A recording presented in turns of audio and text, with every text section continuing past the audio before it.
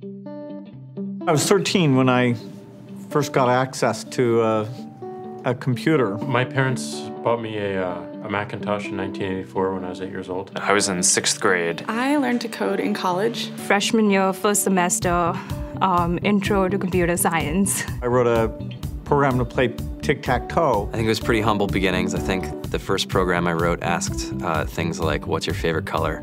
Or how old are you? I first learned how to make a green circle and a red square appear on the screen. The first time I actually had something come up and say, hello world, and I made a computer do that. It was just astonishing. Learning how to program didn't start off as wanting to learn all of computer science or trying to master this discipline or anything like that. It just started off because I wanted to do this one simple thing. I wanted to make something that was fun for myself and my sisters. And I wrote this little program and then basically just add a little bit to it. And then when I needed to learn something new, I looked it up either in a book or on the internet and then added a little bit to it. It's really not unlike kind of playing an instrument or something, or playing a sport. It starts out being very intimidating, but you kind of get the hang of it over time.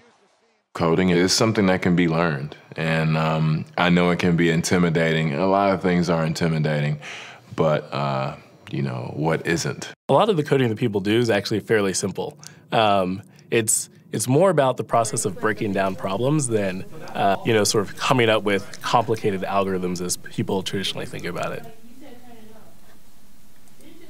You don't have to be a genius to know how to code. You need to be determined. Addition, subtraction, that's about it. You should probably know your multiplication tables. You don't have to be a genius to code. Do you have to be a genius to read? Even if you want to become a race car driver or play baseball or build a house, all of these things have been turned upside down by software. What it is, computers are everywhere. You want to work in agriculture? Do you want to work in entertainment? Do you want to work in manufacturing? It's just all over.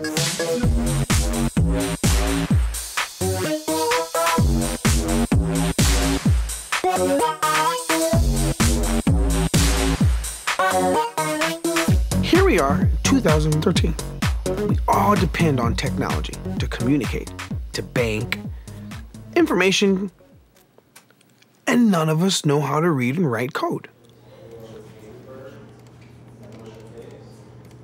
When I was in school, I was in this after-school group called the Whiz Kids. And when people found out, they laughed at me and, all these things. And I'm like, man, I don't care. I think it's cool. And, I'm learning a lot. And some of my friends have jobs.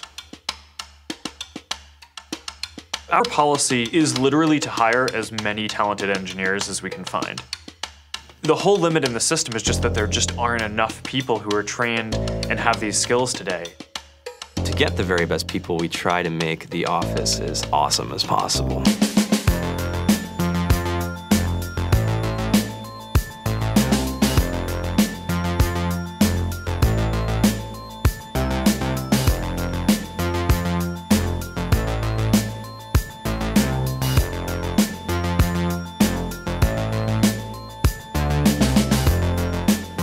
We have a fantastic chef.